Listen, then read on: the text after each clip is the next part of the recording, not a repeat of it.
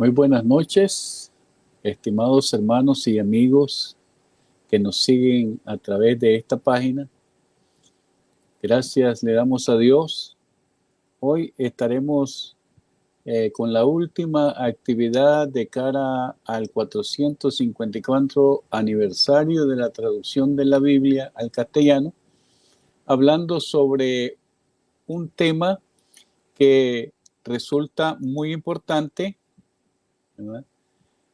Hoy quiero tomar el tema de qué criterios debemos tomar para evaluar las versiones de la Biblia que tenemos. Muchas veces decimos sin ningún criterio, esta versión es la que a mí me gusta o esta versión no me gusta. Ahora, ¿cuáles son los criterios que nosotros utilizamos para decir, para valorar esa versión? Bien, entonces vamos a ver el propósito de esto, ¿verdad? Miremos más adelante. El propósito de esto es establecer la diferencia primero entre qué cosa es una versión y qué cosa es una traducción de la Biblia.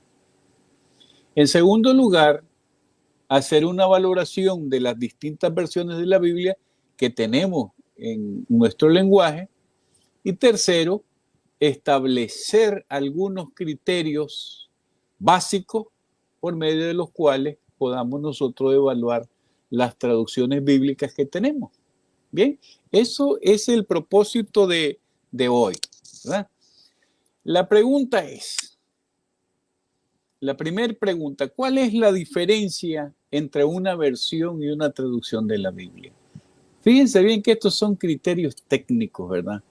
Entonces, tenemos acá la diferencia principal entre una versión y una traducción de la Biblia es el enfoque y el proceso de trasladar el texto original de la Biblia a otro idioma, ya sea el hebreo, el griego o el arameo. ¿Sí? En eso estriba la diferencia, ¿verdad? Aquí vamos a ver algunos criterios que vamos a ver en qué nos ayudan estos criterios, ¿verdad? Primero, ¿qué cosa es la traducción? ¿Qué cosa es una traducción de la Biblia? No es más que un proceso en el cual un traductor o un equipo de traductores toma los textos originales, ya sean en hebreo, en arameo o en griego del Antiguo y del Nuevo Testamento, y los traslada a otro idioma, ya sea al español, al inglés, al francés o al portugués. Es decir, trasladarlo a otro idioma. Bueno, eso es en palabras sencillas una traducción. Ahora veamos qué cosa es una versión. Aquí la cuestión ya cambia un poquito. Una versión es una edición específica o una revisión de una traducción existente de ella. Tenemos el ejemplo de la Reina Valera, que es una versión de la Biblia de El Oso, que Casiodoro había traducido en 1559. Ya la Reina Valera, ya Cipriano de Valera hace una revisión, entonces esta es una versión.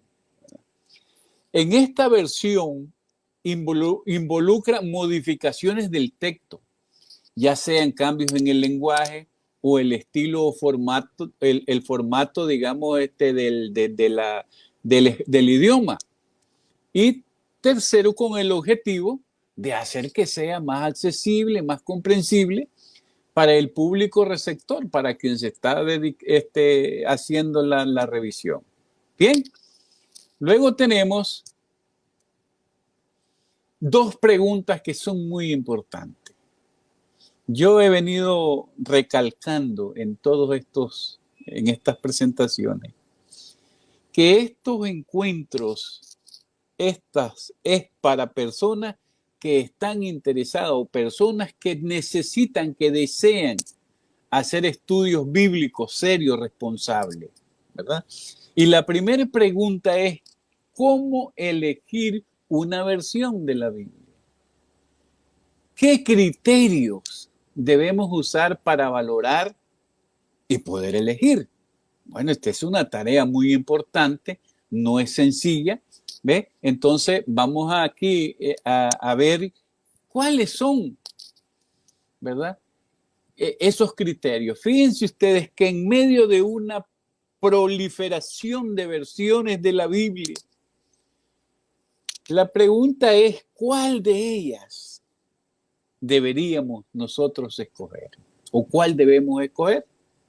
¿Verdad? Algunos alumnos me dicen, ¿cuál es la versión que usted me recomienda? Depende, ¿verdad? Depende, porque tenemos un sinnúmero. Bien, luego quiero decir esto, y lo he venido señalando también porque no es tan sencillo. Traducir un texto antiguo a un lenguaje moderno consiste, óigase bien esta figura que voy a usar, en apuntar a un blanco que se mueve y el cual con el correr de los siglos se mueve más rápido. ¿Por qué? Porque la lengua española, que es nuestra lengua, se está desarrollando más rápidamente que en cualquier momento de su historia. Hay palabras que dejaron de existir, que no tienen sentido usarlas, y unas nuevas que se vienen incorporando. Entonces es un lenguaje muy, muy movido el español. Bien, luego decíamos que algunas palabras ya no tienen sentido, no, han dejado de ser utilizadas, mientras que otras han cambiado su significado. Cuando una traducción en sí requiere, ¿verdad?, una traducción, hacer una nueva revisión, es que ha dejado de servir a su propósito original, entonces hay que revisarla, ¿verdad? Si ustedes leen, por ejemplo, la Biblia del Oso de 1569, no le van a entender, está en castellano, pero no le van a entender porque el idioma se ha modificado. Y así todos los idiomas se modifican con el tiempo. Bien. Luego, quiero decir, mientras en el pasado, por ejemplo, la mayoría de las Biblias producidas por estudiosos protestantes, evangélicos y católicos romanos se basaban en una Biblia que se llamaba Douay Rey Bible, publicada, fíjense bien, en el año 1582 y 1609. Era una Biblia en inglés. Ya ven el título. Sin embargo, a partir de la mitad del siglo XX, comenzó a existir una proliferación de traducciones modernas basadas en mejores fuentes, ¿verdad? De mejores manuscritos que los que tenían.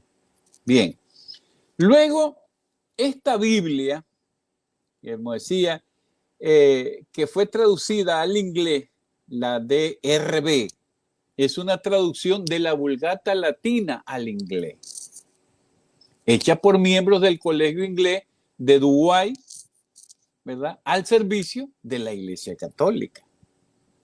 Entonces, la mayoría de las Biblias tradujeron de esta Biblia de la Iglesia Católica, que la tenemos aquí una presentación en la siguiente lámina. Tenemos acá una presentación de lo que significaba, lo que era esta Biblia, ¿no? El inglés, ¿verdad? Bien, aquí tenemos, ¿verdad? Estoy hablando de esta versión de la Biblia. La mayoría empezaron a hacer traducciones de esta Biblia, y esta que había sido traducida de la Vulgata Latina. De la Vulgata Latina se traduce al inglés que es en esta versión. Bien, continuamos entonces. Algunas de las versiones que tradujeron de esa versión. La Biblia de Nácar Colunga, la Biblia de Bober Cantera, la Biblia comentada de Juan Steinbeck, la Biblia de Jerusalén, la Reina Valera de 1977 hasta la 1995, la Biblia del Peregrino y la Nueva Versión Internacional. Todas estas versiones habían sido traducidas de esta versión de inglés, que era una versión traducida de la Vulgata Latina. Bien, con respecto a las Biblias en general y a las diversas versiones en particular, quiero que veamos algunas consideraciones, un par de consideraciones sobre ellas. Bien, primero, fíjense bien, a diferencia de las Biblias protestantes, todititas las Biblias católicas, incluyen 7 libros más. Los libros llamados por los protestantes apócrifos y los católicos le llaman segundo canon, deuterocanónico, que son estos 7 libros: Tobías, Judith, Sabiduría, Eclesiastés 1 y 2 de Macabeos y Baruch. Como también vamos a encontrar algunas adicciones al libro de Daniel y al libro de Esther. ¿Eh? Entonces, por otra parte, el derecho canónico, que es el que regula, ¿no?, todas las versiones en la Iglesia Católica Romana, exigía que todas las versiones de la Biblia, por supuesto, las versiones que autorizaban la Iglesia Católica, debían de incluir notas explicativas en todo su proceso, al pie de página. Por eso van a ver ustedes muchas versiones de la Biblia católica que tienen al pie de página muchas explicaciones, ¿verdad? Bien, entonces, en segundo lugar, si bien es cierto que las Biblias protestantes generalmente han venido sin notas explicativas, en los últimos años se han publicado un buen número de Biblias anotadas y de estudio, ¿verdad? Por ejemplo, la Biblia de estudio, la Thompson, hay una Biblia de estudio Reina Valera, la Biblia de estudio arqueológico de la NBI, la Biblia de Scofield. También todas estas Biblias protestantes que ya tienen allí explicaciones con notas explicativas. Muy interesante, por supuesto. Bien, luego aquí tenemos la Thompson, ¿no? Una Biblia muy hermosa, ¿verdad?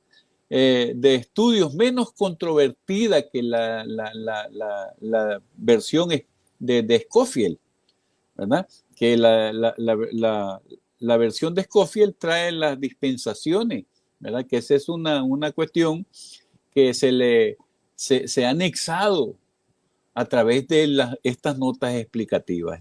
Entonces, estas versiones de estudio, tenemos aquí la Biblia Thompson, luego tenemos de la Reina Valera, la siguiente, ¿verdad? Tenemos acá la Biblia de estudio Reina Valera, que esta ya tiene notas explicativas. Muy interesante, por supuesto. Luego tenemos otra versión, que es la Biblia de estudio arqueológica, muy interesante, ¿verdad? Que todo estudioso del texto bíblico debería de tener de estas 3 versiones, que son interesantes para todo aquel que desea hacer estudios bíblicos con responsabilidad. Esta Biblia de estudio arqueológica de la NBI, que fue editada en el 2009. Bien, entonces, valoración de las diversas traducciones de la Biblia. ¿Qué criterios, verdad? Vamos a hablar. Una traducción, que eso lo he venido marcando también. Ninguna traducción sustituye una lectura de la Biblia en los idiomas originales. Ninguna. Eso debemos de meterlo bien.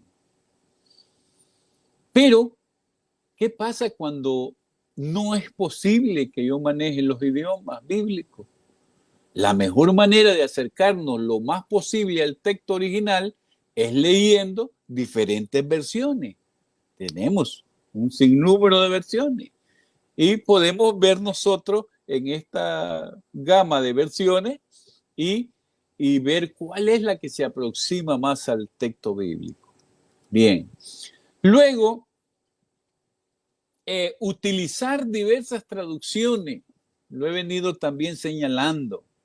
Hay que hacerlo, estimados hermanos estudiosos del texto bíblico. Hay que utilizar diversas traducciones, porque esto nos va a permitir poder ver la riqueza que cada palabra puede tener en el original. Además, varias traducciones pueden generar propuestas y soluciones diferentes a los textos difíciles, porque hay muchos textos que son bien difíciles. Hay textos, como decía un hermano, ni que le golpee fuerte te suelta algo de él, ¿verdad? Entonces, esos textos difíciles, a lo mejor cuando uno compara varias versiones de la Biblia, puede encontrar alguna idea que le permitan aproximarnos al original. Bien.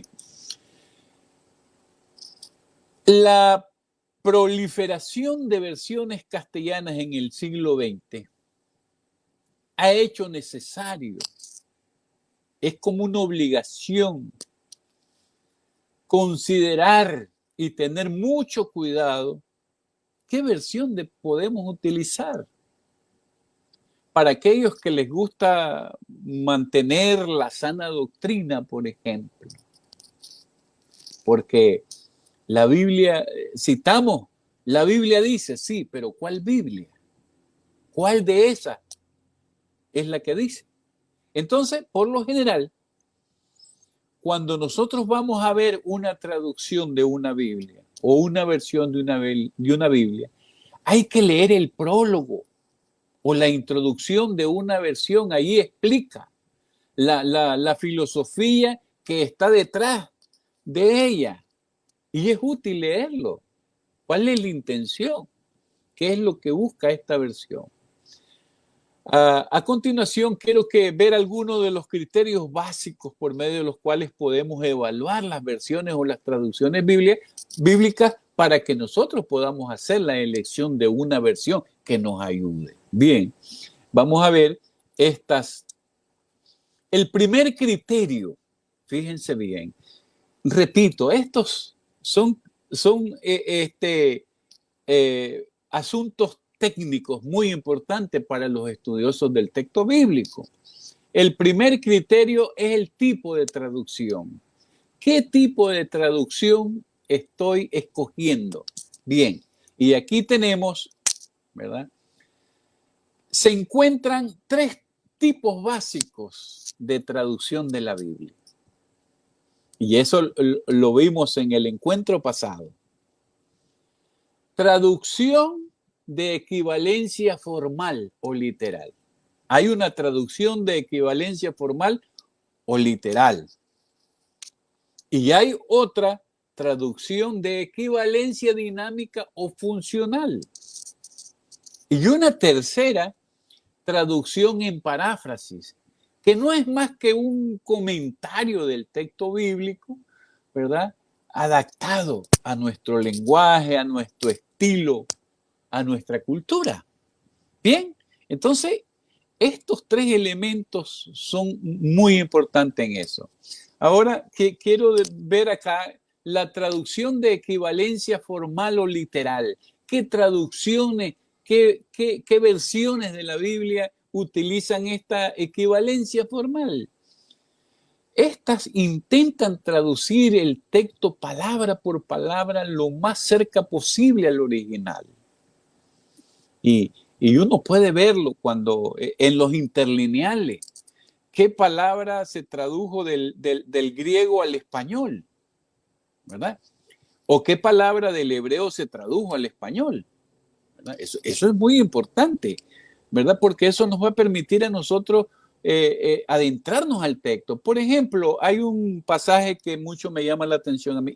Y se arrepintió Dios, dice en el Génesis, de haber creado al hombre. Pero más adelante vamos a encontrar que Dios no es hombre para que mienta, ni hijo de hombre para que se arrepienta. Entonces, ¿cómo esa traducción ahí hizo bien?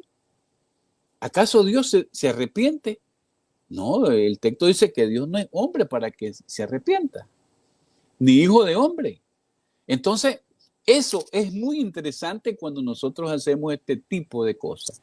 Dentro de estas versiones que hacen equivalencia formal o que hacen traducción texto palabra por palabra lo más cerca posible al original, tenemos la Reina Valera en todas las versiones de 1909, 1960, 1977 y 1995.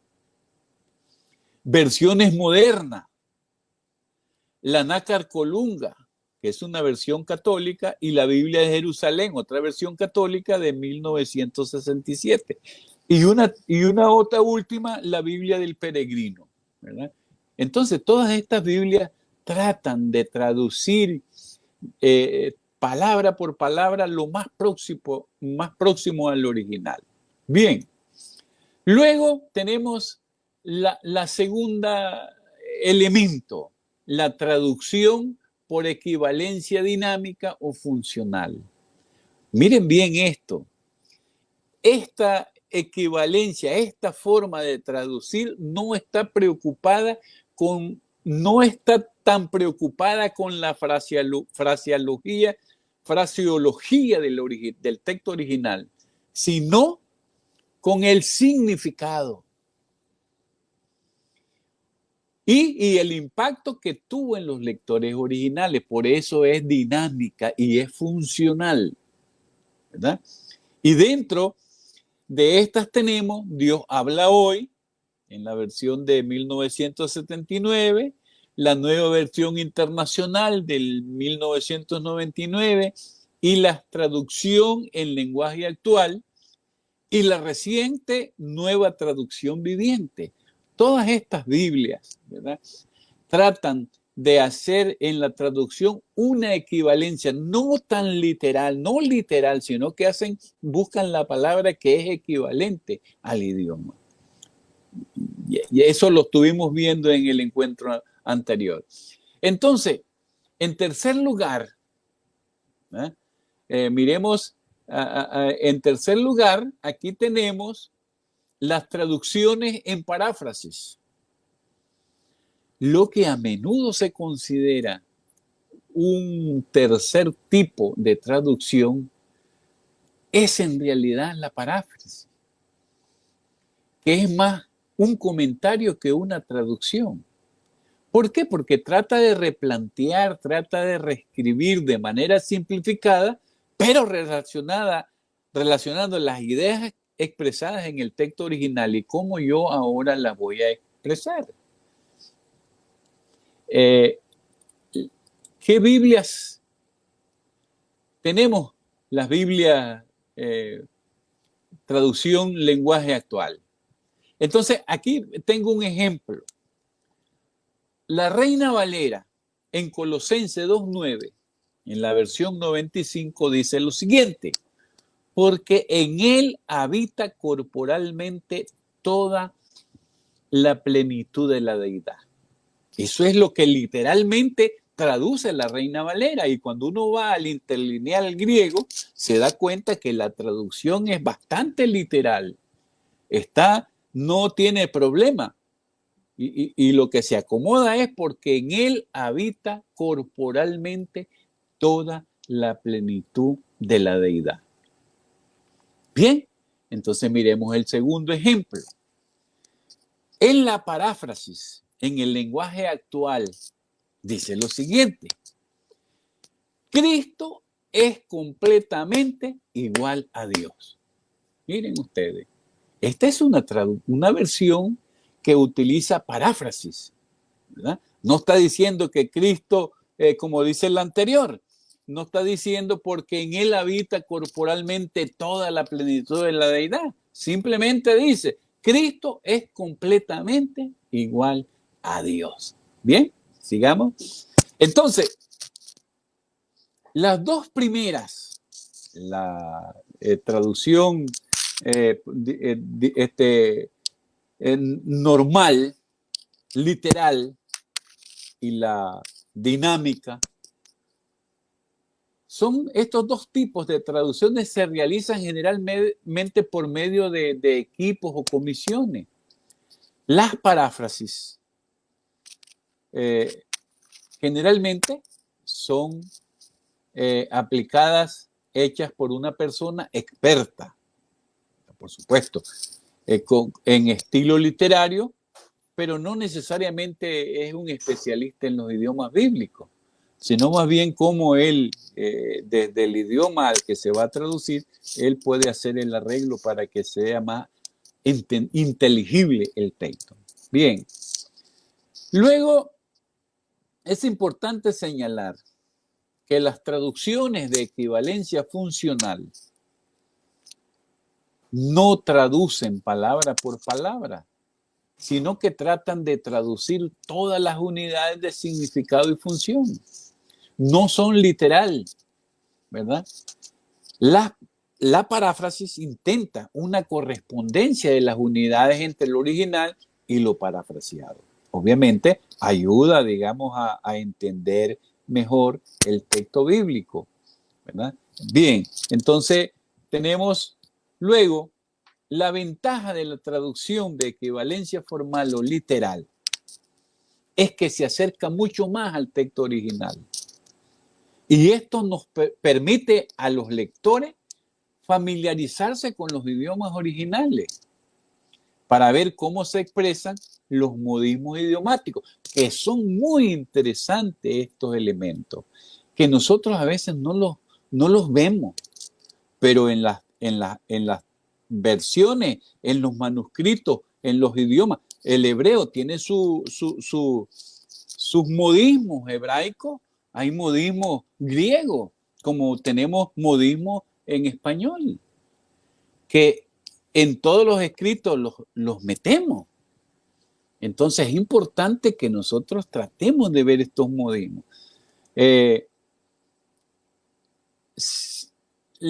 ¿Cuál es la idea? Si seguimos adelante, la ventaja, la principal debilidad de la tradición formal, de la tradición literal, palabra por palabra, es que se originan algunas frases que son torpes, es decir, que no las entendemos y a veces engañosas, que no tienen sentido en nuestro idioma. ¿Ven? Entonces, veamos un ejemplo de la equivalencia formal. Aquí tenemos el ejemplo. Primera de Samuel 24:3 en la Reina Valera de 1960. Y dice, y cuando llegó a un redil de ovejas en el camino donde había una cueva, entró Saúl en ella para cubrir sus pies. A ver, alguien me explica qué significa eso. Aquí tenemos un modismo hebreo. ¿Qué significa eso? ¿Bien? Miremos que si comparación de las versiones, en la cultura hebrea, ¿qué significa cubrirse los pies? Miremos estas versiones. Aquí tenemos la Reina Valera en 1995, hizo una revisión y ahora traduce. Al llegar a un redil de ovejas junto al camino, donde había una cueva, entró Saúl en ella para hacer sus necesidades. Entonces yo me doy cuenta que hacer sus necesidades en hebreo es cubrir sus pies. Si no fueran es comparación de versiones, nosotros nunca me he dado cuenta yo sobre esto. Vean estos ejemplos tan sencillos. Sigamos. hasta el descubrimiento de los textos bíblicos del siglo V después de Cristo, en la Geniza del Cairo, en la segunda mitad del siglo XIX, los manuscritos más antiguos en hebreo del Antiguo Testamento fueron copiados alrededor de 1 milenio después de Cristo. Estamos hablando de los manuscritos del códice del Sinaí, que encontraron en el año 1848, que son los manuscritos que fueron escritos en el siglo IV, en el siglo V y siglo IV. Con este descubrimiento del papiro Nash, vuelvo a repetir, estos son palabras técnicas y que este lenguaje nos obliga a nosotros. Bueno, ¿y qué cosa es eso? Está hablando papiro Nash, que fue descubierto en el año 1902, que estaban llegando los centroamericanos a Nicaragua, imagínense ustedes, y de los rollos del Mar Muerto. A comienzos del año 1948, los estudiosos del Antiguo Testamento finalmente obtuvieron manuscritos que contienen parte del Antiguo Testamento hebreo, que datan de la época anterior a Cristo. Imagínense ustedes. Entonces, ¿qué significa esto? Aquí tenemos el papiro Nash. Ustedes busquen en el maestro Google, ahí van a encontrar estas cosas, y ahí es un fragmento bíblico más antiguo conocido que contiene el decálogo de Éxodo, una parte de Deuteronomio y el comienzo de Deuteronomio 6:4, probablemente del siglo II antes de Cristo, adquirido en Egipto en 1902 por el señor Nash, y por eso lleva el nombre del papiro. Actualmente se encuentra en la biblioteca de la Universidad de Cambridge. De esto, ¿verdad? Son muy interesantes. Bueno, el principal valor de estos hallazgos es que tenemos una base textual mucho más amplia y mejor que la que disponían los traductores de la Reina Valera. Aunque la edad de un manuscrito no se corresponde necesariamente con la exactitud. Es decir, el manuscrito, nosotros tenemos manuscritos que son más viejos que los códices que hemos hablado, pero que tienen un montón de errores, un montón de variantes, le llamarían técnicamente a estas palabras. Hay que tener en cuenta los manuscritos que son 1000 años más antiguos que los que estaban disponibles anteriormente, fueron utilizados después en el siglo XIX, a mediados del siglo XIX. Por esta razón, óigase bien, por esta razón, la mayoría de las versiones modernas han aprovechado los recientes descubrimientos de estos manuscritos del Antiguo y del Nuevo Testamento. La Reina Valera utilizó manuscritos del siglo X, del siglo XII, después de Cristo. Que estos manuscritos del siglo IV y del siglo V no habían sido descubiertos. Obviamente que si Casiodoro de Reina hubiese tenido todos estos manuscritos, tuviésemos una versión muy diferente. Bueno, un tercer criterio. Estos son criterios muy técnicos, ¿verdad? Traductor y traductores. Bueno, ¿qué significa eso? Este tercer criterio que tenemos que considerar es la competencia que tiene el traductor o de los traductores. Que alguien publique una traducción de la Biblia no significa que el traductor sea competente para la tarea. En general es mejor utilizar traducciones hechas por comisiones o equipos de trabajo y no por individuos, ¿verdad? Entonces, esto debemos de verlo con mucha seriedad. Bien.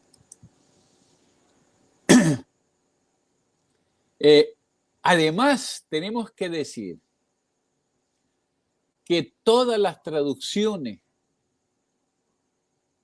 todas, sin excepción ninguna, las presuposiciones de los traductores reflejan las presuposiciones de los traductores, todas las traducciones. Y estas presuposiciones pueden ajustarse, óigase bien, a una cosmovisión del traductor, a una cosmovisión de fe específica del traductor. Ejemplo, una cosmovisión judía, una cosmovisión católica, una cosmovisión evangélica o una cosmovisión interdenominacional. O pueden estar influidas por las opiniones eruditas de los traductores. Todo esto pasa con las traducciones, con las versiones que tenemos hoy. Bien, continuamos. Por lo tanto, es importante esto. Es útil conocer muy bien la creencia, el mundo religioso del o de los traductores, no con el fin de determinar si pudo o no evitar introducir en la traducción, si no fue capaz de utilizarla sabiamente.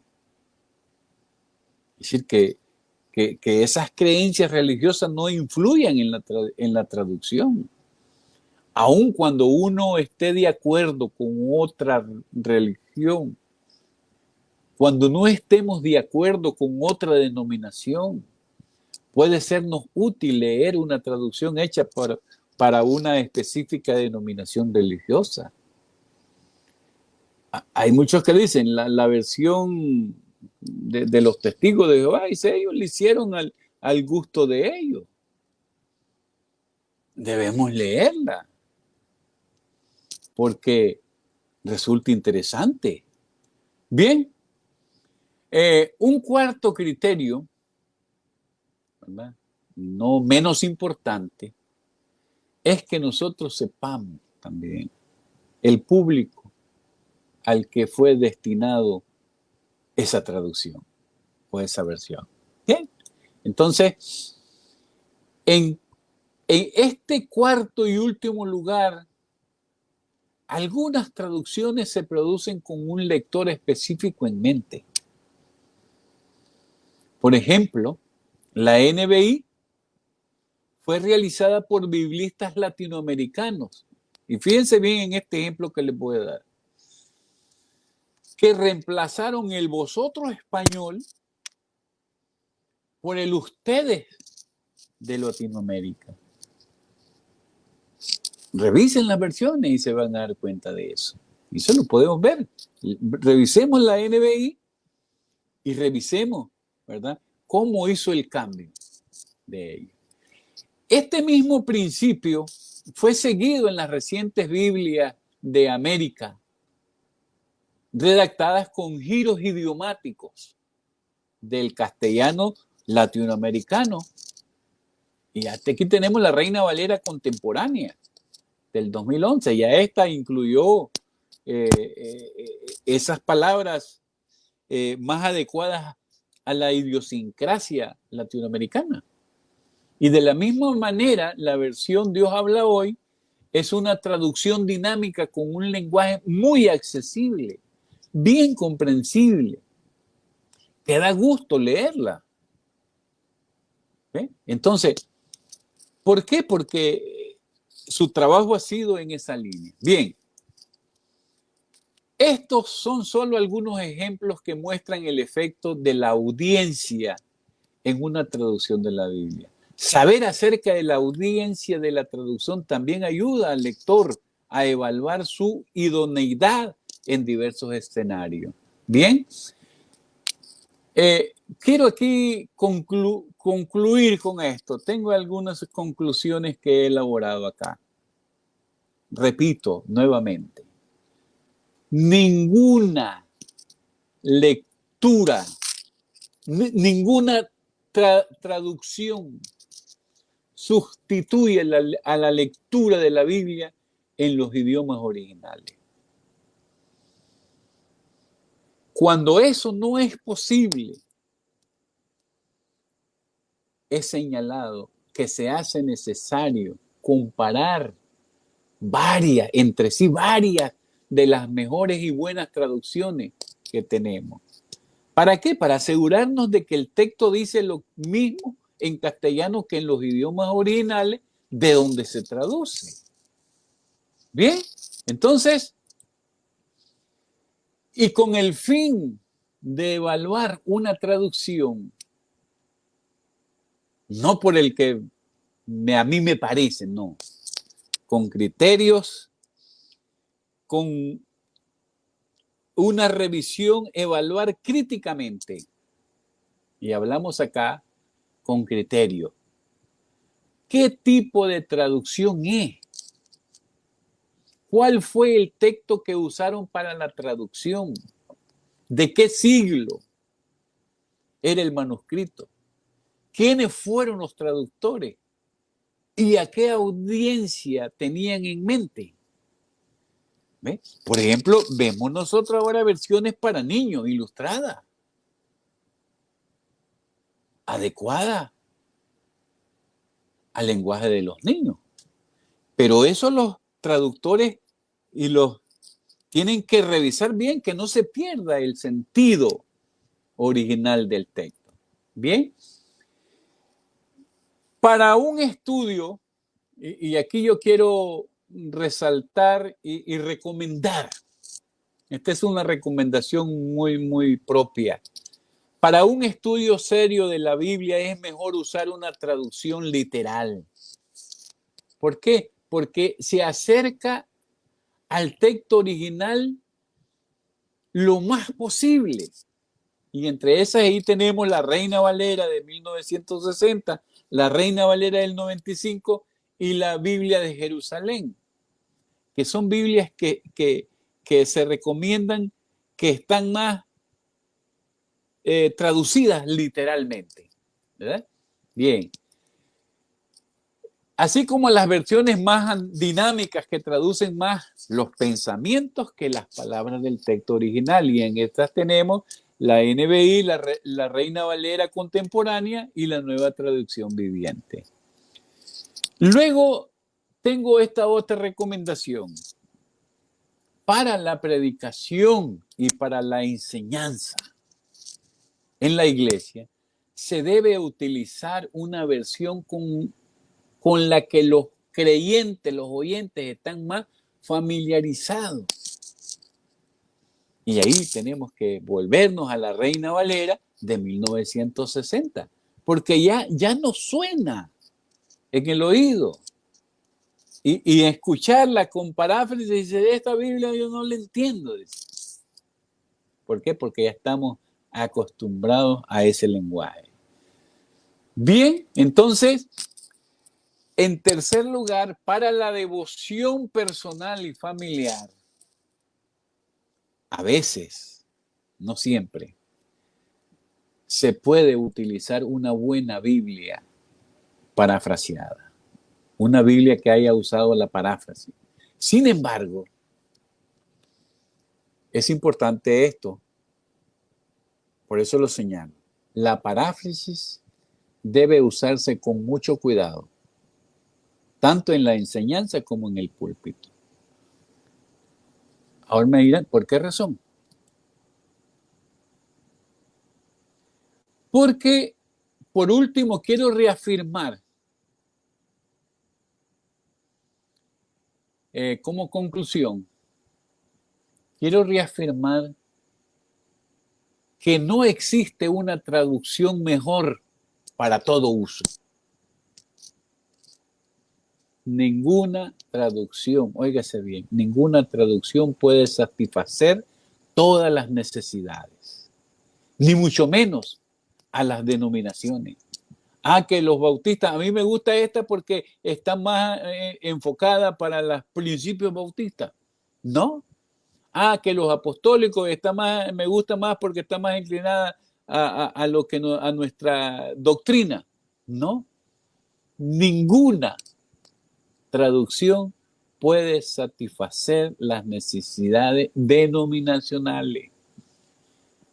Así es que, estimados hermanos y amigos, quiero decirles que, sin embargo, la comprensión de las distintas versiones de la Biblia y de cómo y por qué se traduce es un medio que nos puede ayudar a saber elegir y sobre todo cómo hacer el mejor uso de ella. Por último, estimados hermanos y amigos, he tratado de mostrarles cómo elegir una versión de la Biblia y sobre todo qué criterios debemos usar para valorarla y poder elegir muy bien una versión que nos sea útil. Así es que, estimados, muchísimas gracias. Que Dios bendiga sus vidas, Dios bendiga su familia, Dios bendiga sus proyectos, ¿verdad?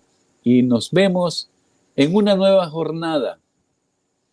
En el próximo mes entramos nosotros con la Reforma Protestante y estaremos hablando, ¿verdad?, sobre este acontecimiento histórico que dio pie a una nueva manera de ser iglesia. Así es que estaremos viendo en el próximo mes temas relacionados a la Reforma Protestante del siglo XVI. Buenas noches y que Dios bendiga a cada uno de ustedes.